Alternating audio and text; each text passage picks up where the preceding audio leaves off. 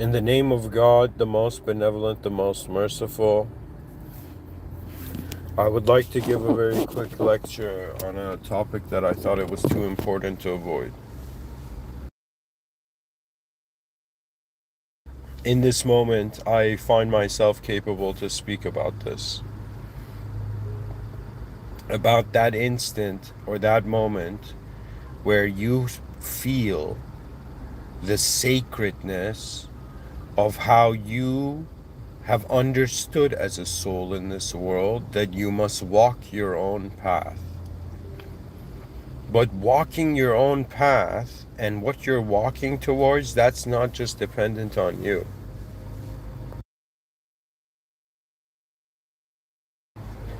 Tonight I had a very interesting feeling, before giving this lecture. I was just looking at my moment of being, and I was like, one thing's for certain, I've been, I've gotten to see the destiny of me so far.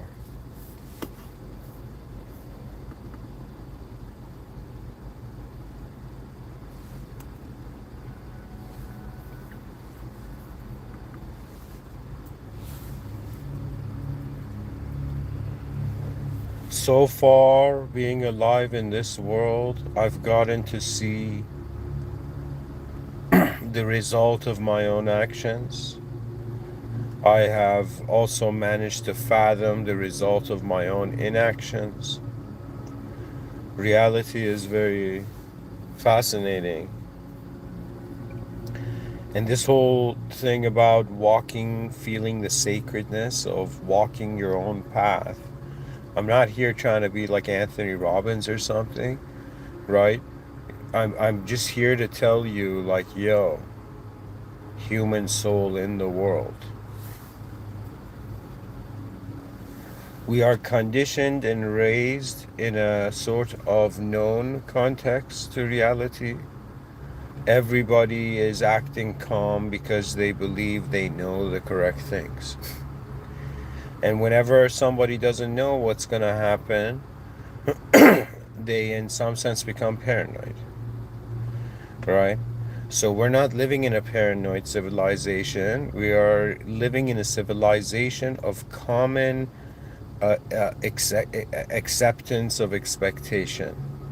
That means human beings, they don't know other human beings, but there's a protocol to communication, to language, to cultural behavior, and all of this.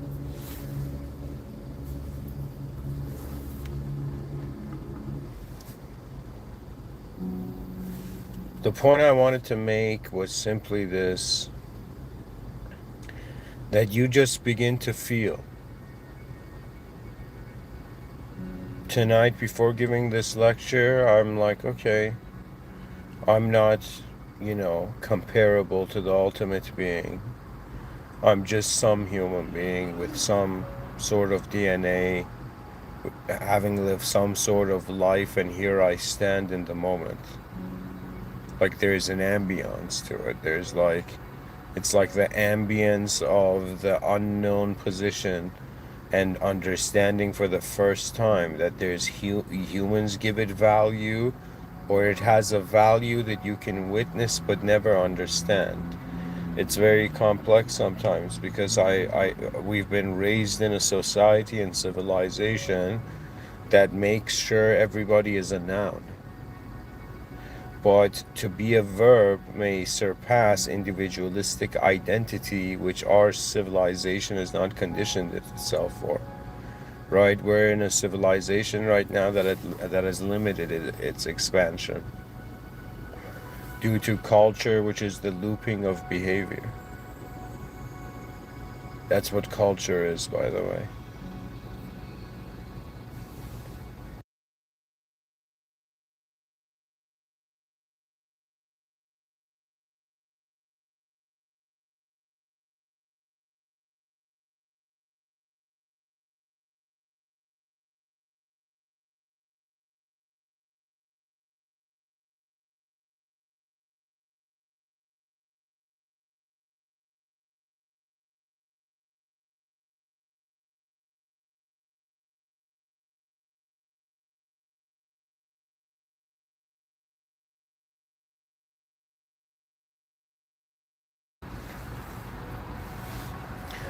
See, I'm not telling you, yo, man, you go be a painter, you go be a musician, you go be a politician, architect, all of this. I'm just saying, when you are so uniquely positioned in this reality, you cannot avoid, like, coming to a moment and being like, okay, you're telling me I'm seeing something nobody else is seeing. I'm being a type of being nobody else is being. Like, I have a DNA nobody else has. I've had a unique upbringing that nobody has, and even if there was a clone of me, that clone of me could make still different decisions and still not know the kind of life I've lived, right? So it's the matter of not only your DNA is unique, but the decisions you have made in reality so far are unique. And they ultimately bring you down to a value proposition. Right now, I could have this view, yeah, guys, we're all in the same place, or I could have this more realistic view that there's 8 billion human beings, therefore 8 billion ways that reality, the world, is being given meaning to. Do you understand? That means there's 8 billion versions of the world behind people's eyes, which when they look at the world in front of their eyes, which we're all in, they give it their own meaning to. Okay? So what does that mean? There's 8 billion self-simulated self-simulations here. Okay, 8 billion humans, every human being is starting within their own sphere of meaning. Imagine there's a sphere around them. Some human beings step out of that sphere and they begin to see the workings of reality surpassing ideological cycles. Okay?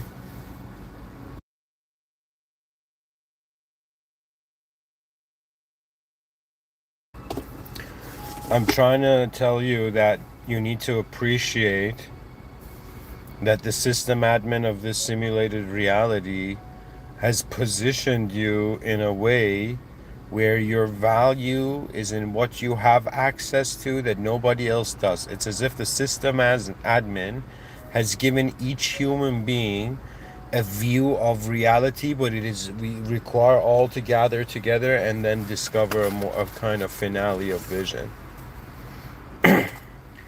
What I'm really trying to say here is that walking your own path in life perhaps can be as simple as just accepting that, all right, I gotta follow this site. I gotta walk with my eyes till the end of the world. I have to walk my sight to as far as it can go in this reality. Walk with, accompany my sight. And what I mean by that is that in regards to how far the soul can express and manifest in reality.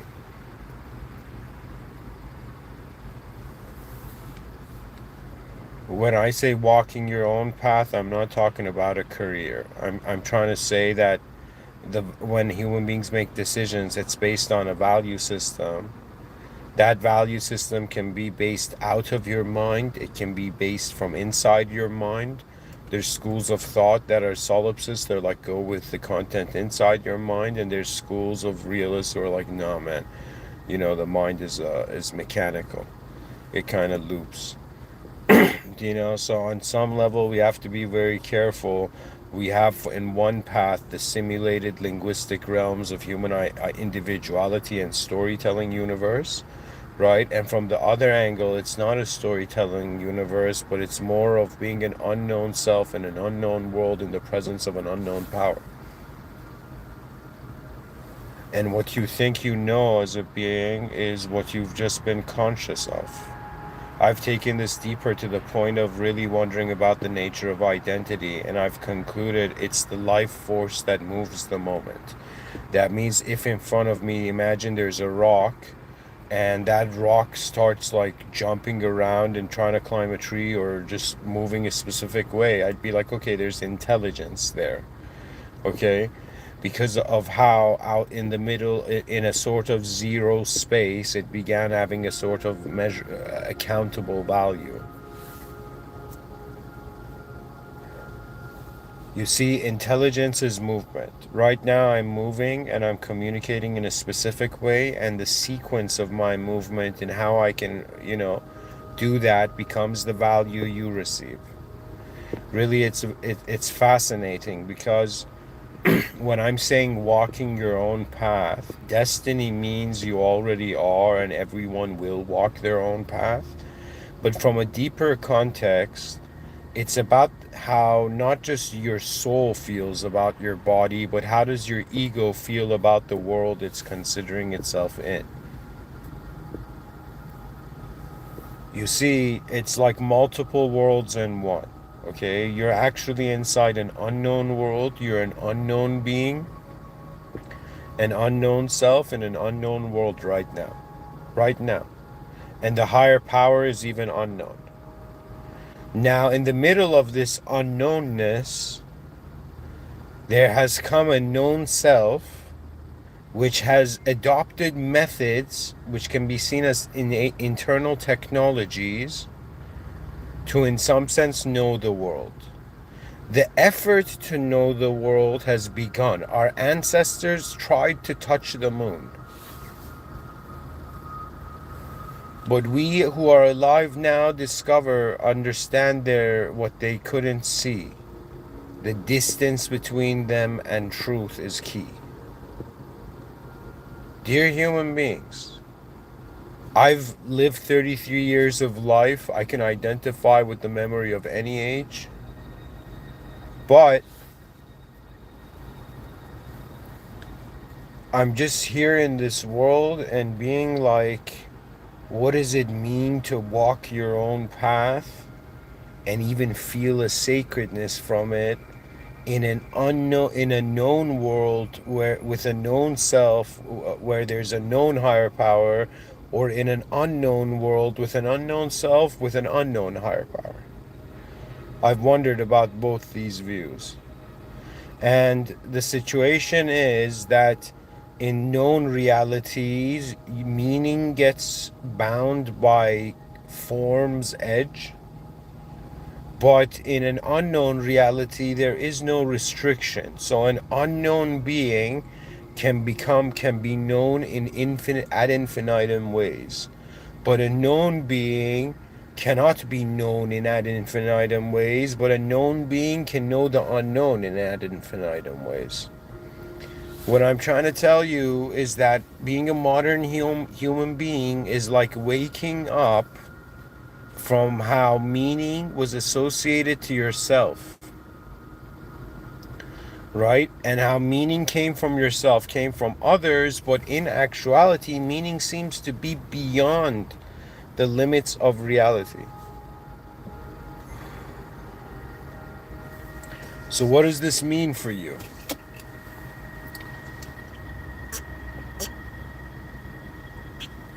It means you don't need to have all the answers.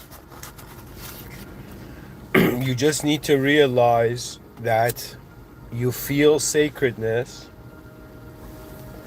because you are experiencing the presence of a human that nobody else can. Do you understand? In a poetic fashion, your soul is the true witness of your whole mind. People, if they communicate to you, they can figure out some parts of your mind. For me, it's like, what would a known self do? What would an unknown self do? The known self would try to do the most analytical answer. The unknown self wouldn't know what to do. So from one view, it's like, imagine there's a wall. From one side, we see a world where we can know everything about it and create realities where everything's known. And from another angle, we're like, yo, man, look at how much we don't know.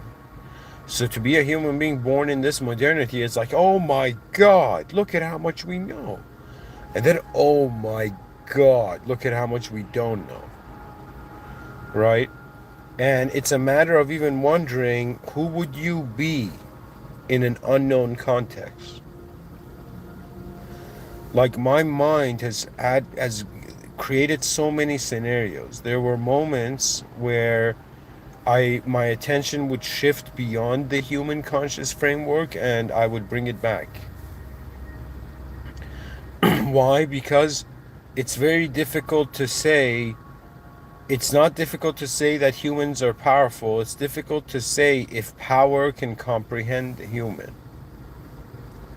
If power is human or not. You see, our bodies make us human. But the force that moves us, is that beyond human? I believe so.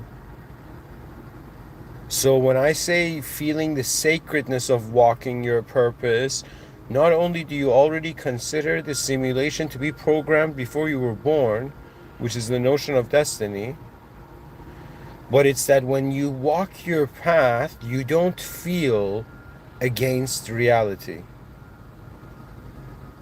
It's as if there's some moments in my life when I think about, did I do something right or wrong? And then I was like, yo, maybe that was how far the moment was authorized to occur. It's very difficult to look back in the past and be like, yo, man, did what I do, was it a mistake or was it genius? And then years later discover that you're going through different contexts as a being that's just evolving in reality. What does evolution mean? It means you see deeper.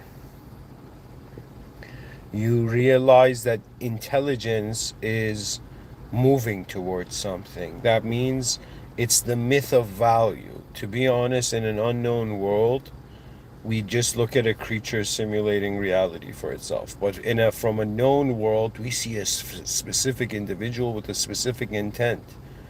It's like different realities. At least for me, before like at the title of this lecture came, I was like, yo, how do I feel? I feel that either my desire and expectation is correct and I'm in the wrong life, or maybe this is what requires to happen. Because anything else could have. And the mystery of reality hits. Everything you thought you knew, every body or every person you thought you knew, now you begin to see that behind every form, the unknown stood. Discovering God is like discovering the presence of an unknown administrative force within all moments of being. The might of the divine surveillance state. It doesn't function in accordance to natural law. It functions in accordance to divine command. So really, God is like the ultimate commander of reality. To get near to God is to comprehend that presence. To truly comprehend that presence, the soul may think that just because it has a rank to create reality.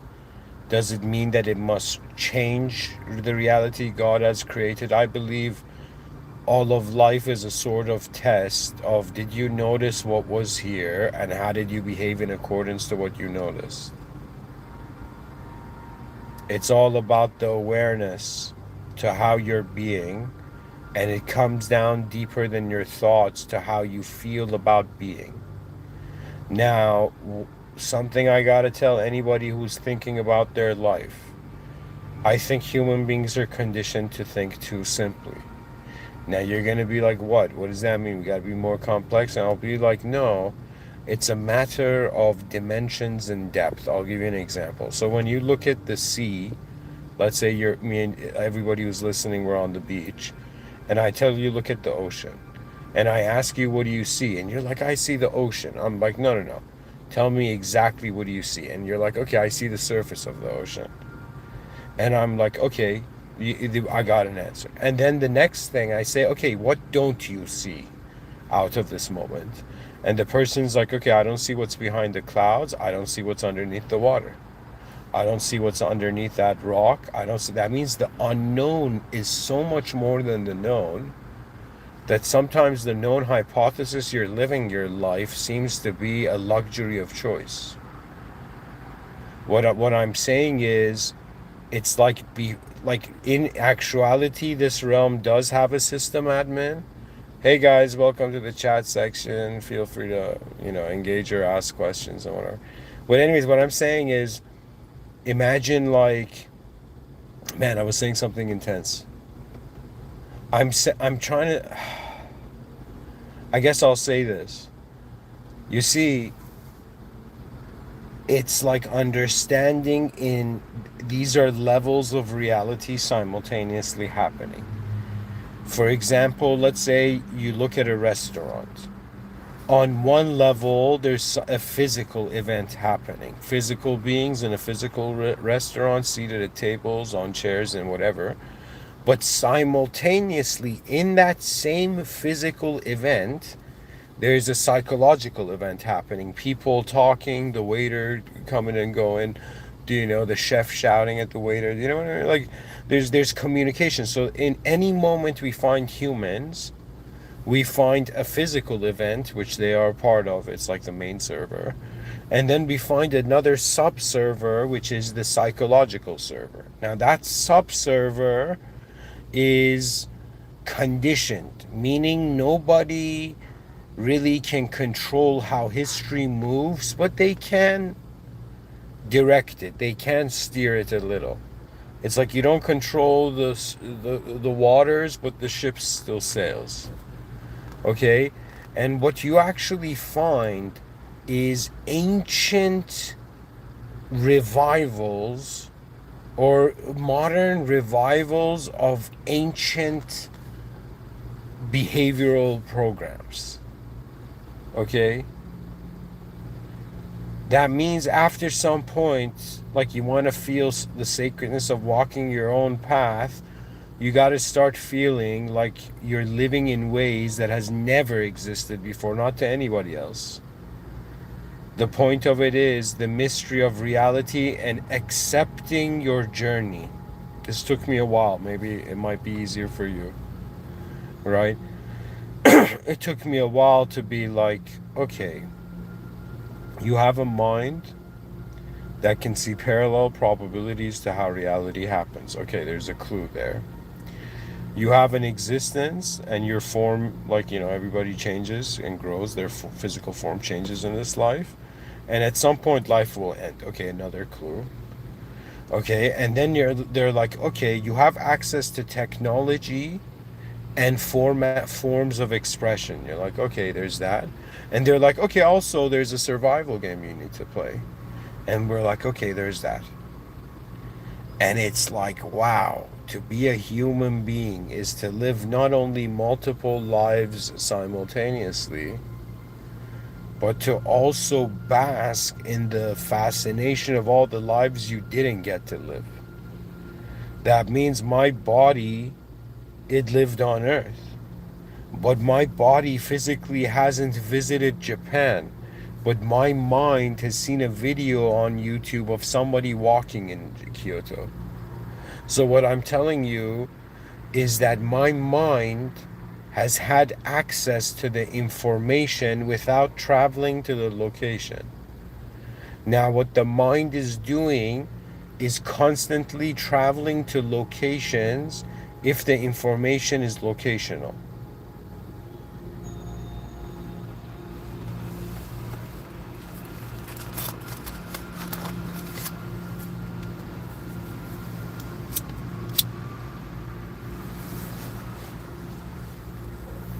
So, what does that mean? It's starting to feel to me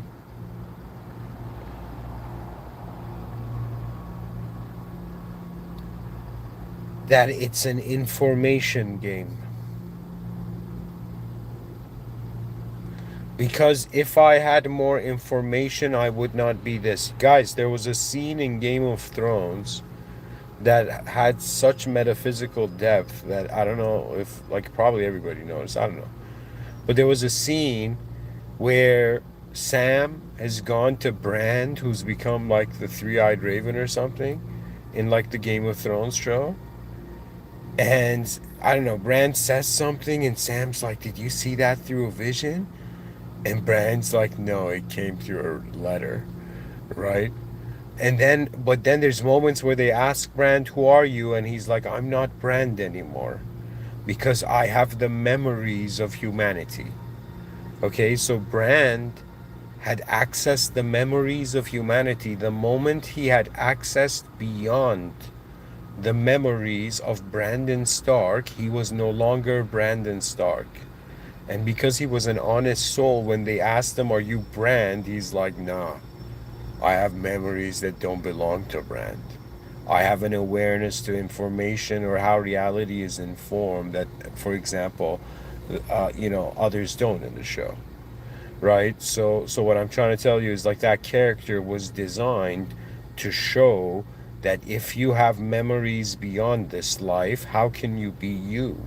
It pushes you in a deeper search of really what is the true identity in the presence of the moment of being. What answer can be given to it? Sometimes I look at this life and I'm like, what if every time you try to find the perfect balance, something goes off balance? And why are all these poor like souls, dating and not finding their perfect vision of a loving reality? Like, why are there so many divorces and broken homes, right? And it's like, is it because when they were young they were lied to and they thought they could find perfection in an imperfect place? Or was it the calling of a higher realm? Because that's the power of love, really. You know? It's like what am I who am like I'm giving this talk for the love of all that is. All the planes beyond here. All the ways that intelligence is present. This is just a format. At some point they're like, yo man, energy tried remembering itself and it returned from ideology into just expressionism, because everything in this world is expressionism, and in the study of expressionism there's human expressionism. Okay, and the human expressionism is motivated by biology but also by psychology, and pretty much in 2025 you're seeing a human species be fed more information than it has ever in its life. That means if your ancestors saw you, they'd be like, yo, why are you drinking or eating this weird food? Right? And you're like, it's not weird food, it's information. I'm consuming information. Now, what does the system do? Or really, what is the solar protocol? Now, I'm not going to talk about when it manifests more, either in the inner realms or in the outer realms, like getting overloaded by information. But the solution is very simple. Anytime there's too much information in the moment, you start asking questions, and questions pierce those realms. I'll give you an example. You're like, oh my God, I'm in the presence of so much like higher intelligence, human consciousness, technological realities. Do you know? Other worlds, other beings, da da da da, da, all of this, and suddenly your mind's like, okay, you have been pushed into too many. It's like wanting a solution to too many problems at once. You ask a question to divide the context of the moment.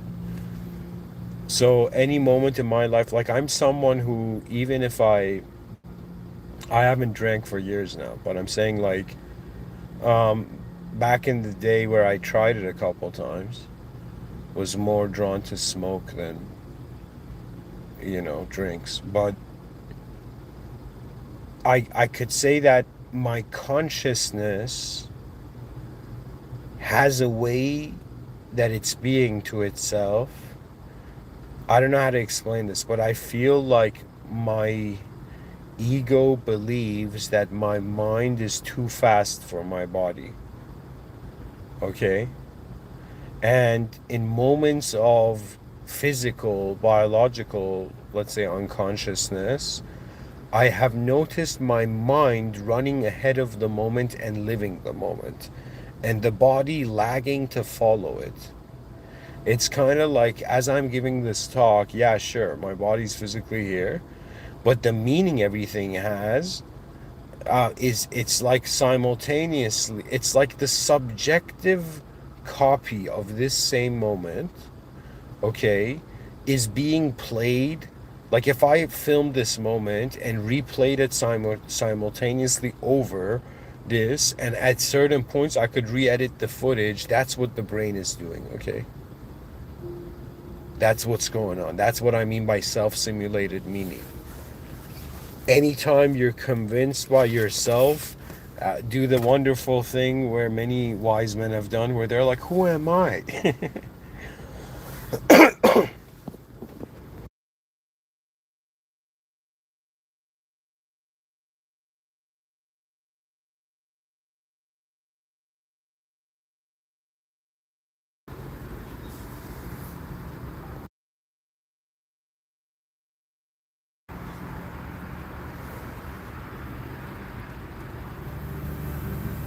I don't know really what I can say.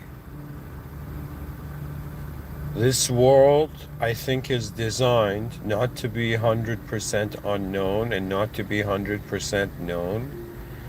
It's designed to make us question what administers reality through duality. So the question is not to notice duality, but is to wonder why duality is there. Most people notice it, and their spiritual path is like up to non-dualism. I'm like, my God, if they had just gone further, you know, beyond non-dualism, which is the last form of egoic ownership.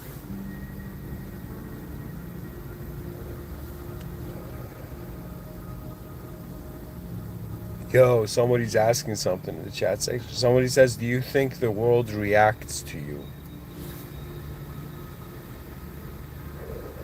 I think that when you say the world reacts to you, multiple angles have to be considered. One, is the world intelligent? When I do something, do human beings notice me, or can that tree notice me? Do you know, or is there a system admin noticing me? Do you understand it? And I'm pretty much saying, like, when I look at someone and I'm like, I like them or I dislike them, I know that that is in some sense self-simulated consideration. But when you wonder about something that's beyond the self-simulated, meaning you are in kind of in the presence of the unknown. Okay, so what I'm telling you is, you're gonna understand this at some point, but if you go to the edge of any reality, you will discover the reality that is holding that reality. If you go behind, like, the edge of natural law, what you find is divine command, which is unexplainable because we're limited to dualistic thinking here. Okay? I'm saying on some level, we evolved as a reaction to the world, to the environment. And that's why they're like, don't react, do things consciously. Right? Like, that's the difference. Like in an emergency or something, most people react. Right? But some people, they don't react, or beyond, they can see beyond their reaction, or be capable beyond their reaction, in the sense that they can be conscious of what's actually going on in the moment. There's so many different types of ways that human beings have functioned in reality. We're just part of, the different classes that they function.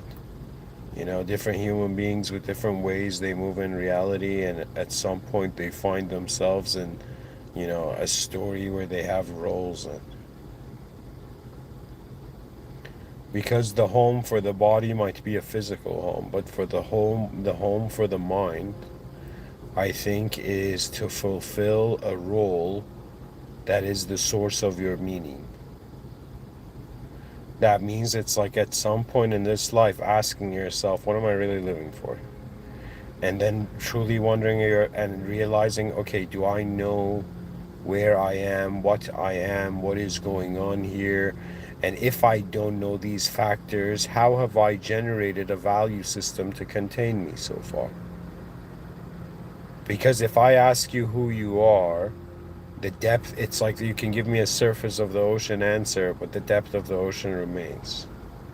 We know that the human intelligence is deeper than we have understood it. We also know that the world is bigger than we've seen it. Okay, we also know that there's ways that moments happen or a manifestation evaluates or concludes that surpasses just human will interference. Right, so I'm that person who in the middle of everybody's like, "What's truth? Give me an answer." I'm like, "Hey guys, just take one step back from the linguistic simulation, and for a second breathe in the air of the unknown world we're in." That means I can't even name it. All I can say is it's the unknown world beneath the structures of knowledge we have built over it to hide from the actuality.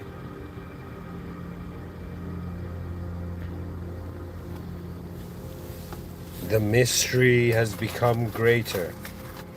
This is not an empty room.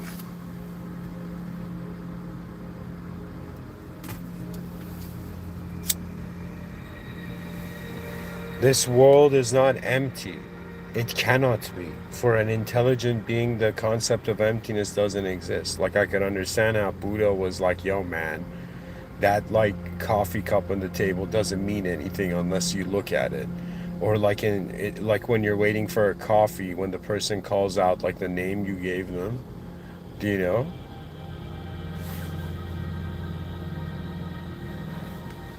And then that coffee has a sense of belonging. Like, I have deeply wondered about this. This might be kind of poetic and at the same time strange to say, but I have wondered in how many states of being do I belong to myself? Like, obviously, in deep sleep state, there's no one to own this moment. But when I wake up, I like, my body belongs to me because I am in charge of its movement. Do you know, technically, the every per human intelligence is like we're all managers. We're all managing our existence right now. Everything is technically management. Spirituality is noticing the divine management behind the scenes of every moment that has a value and belongs beyond what man can fathom. Like, yeah, my body belongs to me. The ideas I have, sure, I'm the only one seeing them. But the world in front of me and everything and the way everything happens, it's not just like, wow, how vast is existence, and then at the same time being like, yo, it gets even better. It's not just vast, it's that in every instant there is intelligent, vast intelligent action. That means right now in this moment, imagine I had an awareness that extended the edge of the cosmos. How many beings would I be aware of that are simultaneously making decisions as me? Or even, I'll make this even more graspable. Imagine there's 8 billion human beings on the planet, and right now some of them are asleep, but most of them are making decisions. Imagine you were aware of all the decisions. Like, out of 8 billion, imagine, like, you know, 6 billion were doing the right thing and 2 billion were doing the wrong thing. And everybody in the species felt that. You know, I wouldn't need to give the talk. Just the fact that the ideas were there were enough for it to be present in a sort of collectivity. Because you look at these human beings, there's like 8 billion human beings on a planet, and we're like, what do they do? And it's not just on a planet, they're actually in an intelligent simulation.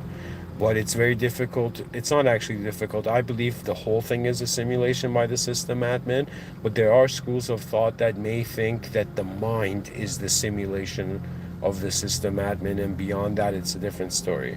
But I don't believe that. I believe all of it is simulated by the system admin. I believe that in the same way puppets discover their strings, human beings discover divinity. And so it becomes a matter of like, okay, so if life wasn't about me attaining my desires of all that what could have been, right? Then I need to get in some sense real and be like, okay, what is reality about then? That means if it's not something to enjoy, right? And like, what would the response be? Or is it just something to enjoy? Is it just use up, just like ice cream, eat the ice cream and then like go to your next life? What? There's something important here, and the fact that we're all together, it's more like, if I was to explain how I think the human species is, like the civilization's advancing, it's advancing strangely like a plant. That means it's rooting itself in the future through the minds of the human species.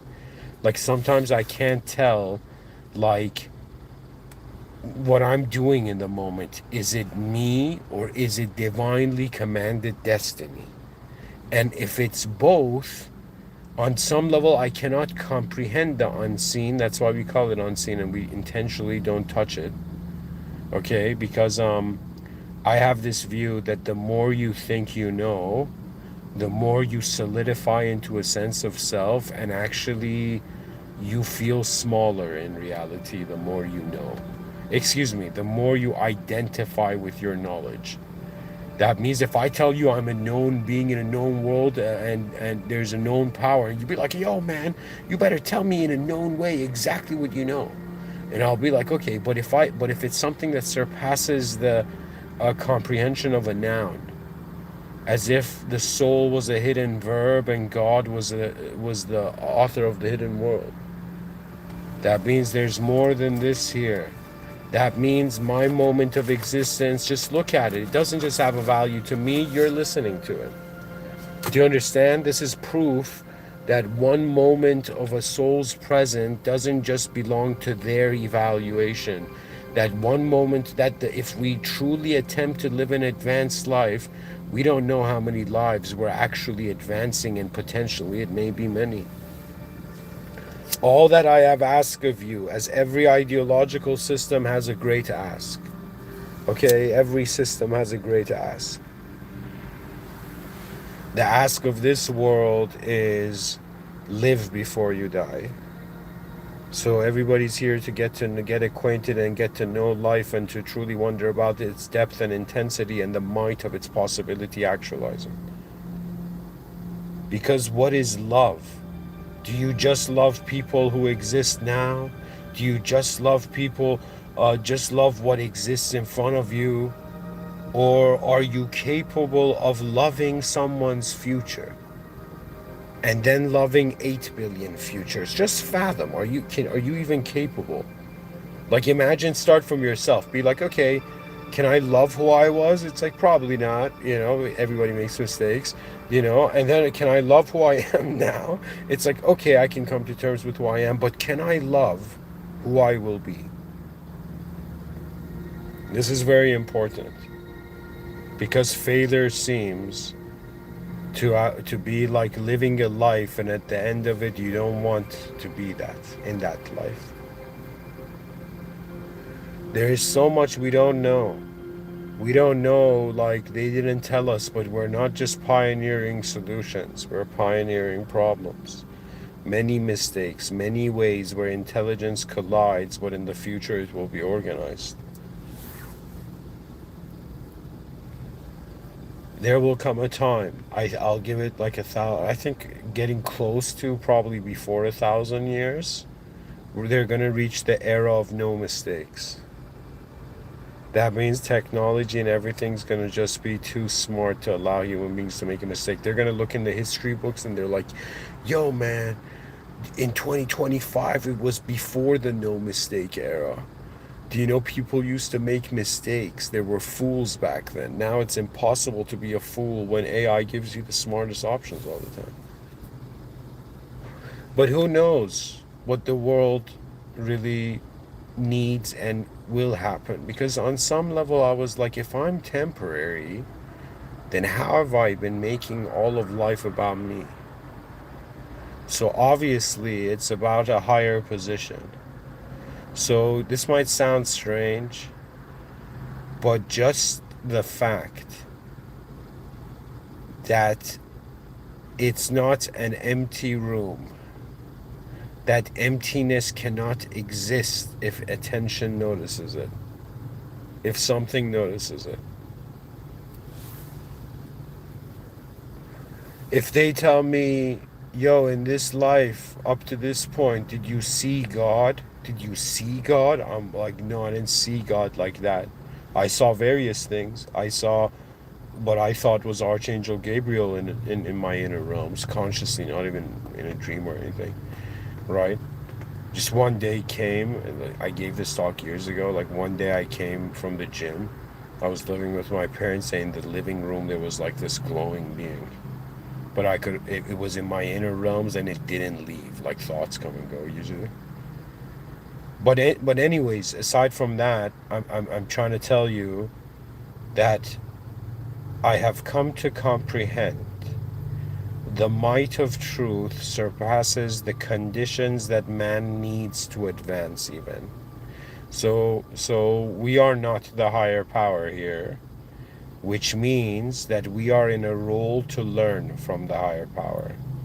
Now, what is this process of learning? It is not that we are a student. It's like to be a student of the divine is like every moment of existence as a teacher to the awareness that is actually being there. That's the whole fascinating component of it.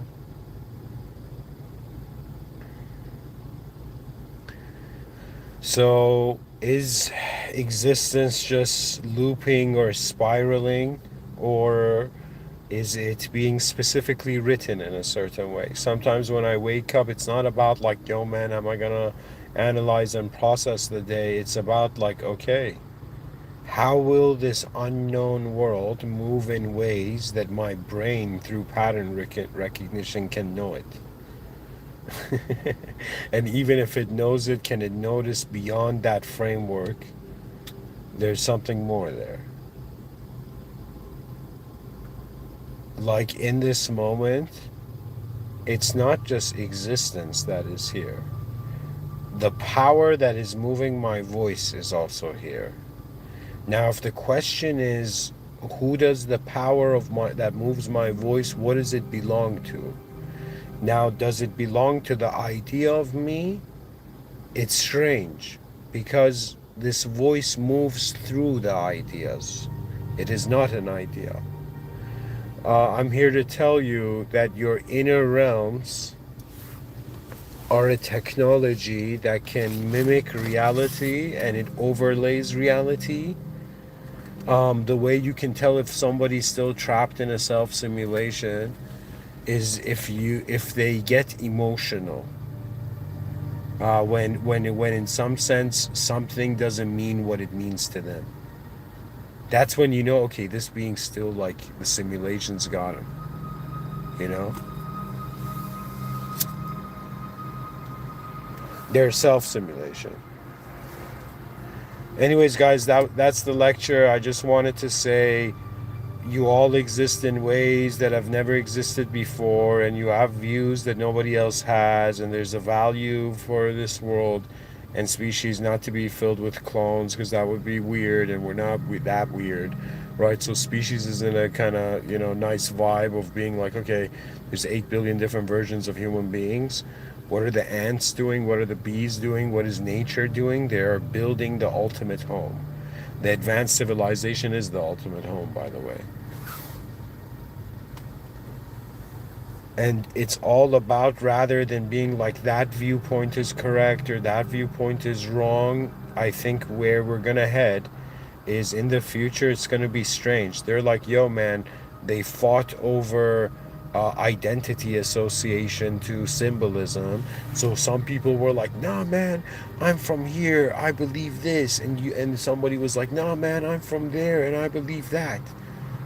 And in the future, they're going to be like, all right, it's just information. So we the human species reach a point where we honor information. Okay, all of it. And in the future, this might sound strange, but how is it that religions are fighting not to be forgotten, and there's museums? Do you know, as a kid, they took me on a school trip to a museum. They didn't take me on a school trip to a mosque, for example, okay, or into a cathedral, right? They didn't do that, right? And what it means is that the dimensions of soul, like we don't even have an educational system that complex.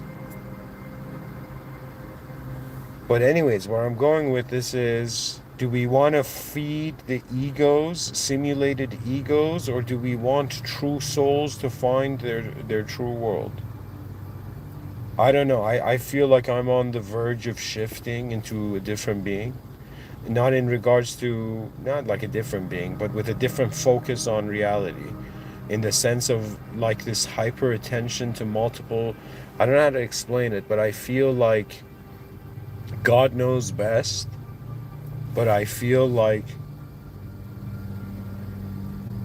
I'm reaching that point where I'm getting to see how advanced my life will be. And may it be truly advanced,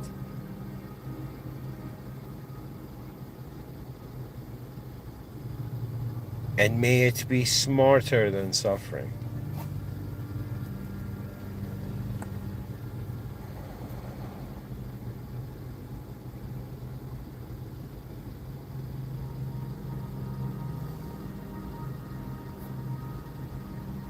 Who were we? Where were we? And what can be done? And in the presence of what? This unknown world we've been storifying to keep it as a part of knowledge, just to make ourselves not to get startled that it's really unknown. And we got to go beyond these uncharted territories, both in the inner realms and outer realms, and discover really the presence of man.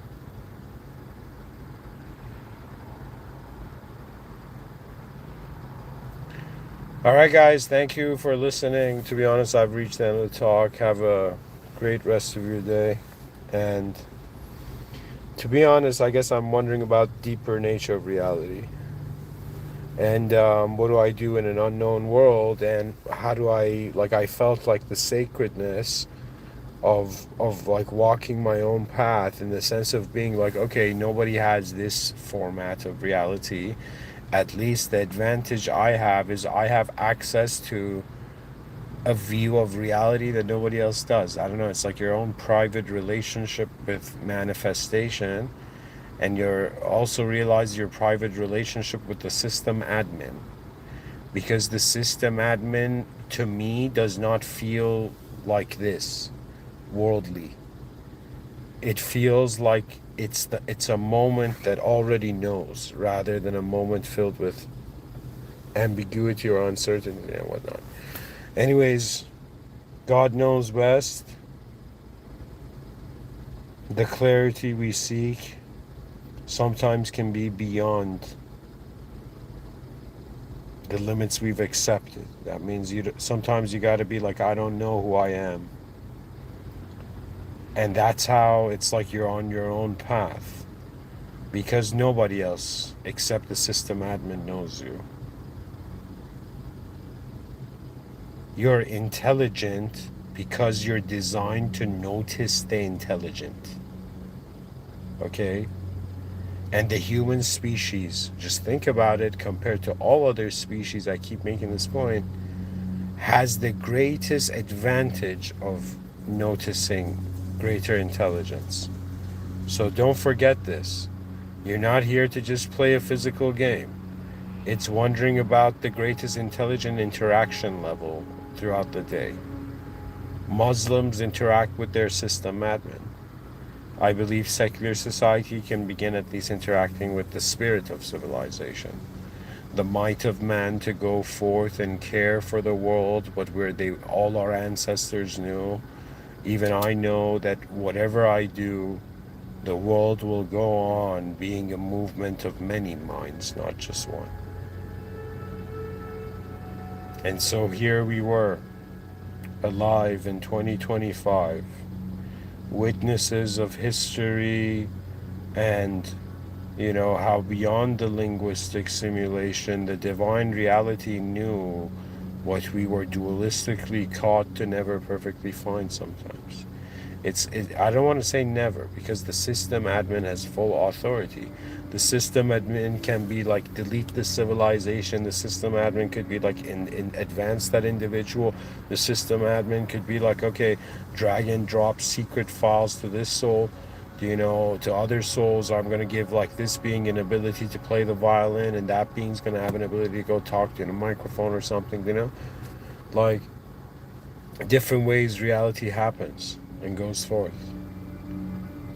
And so it is all for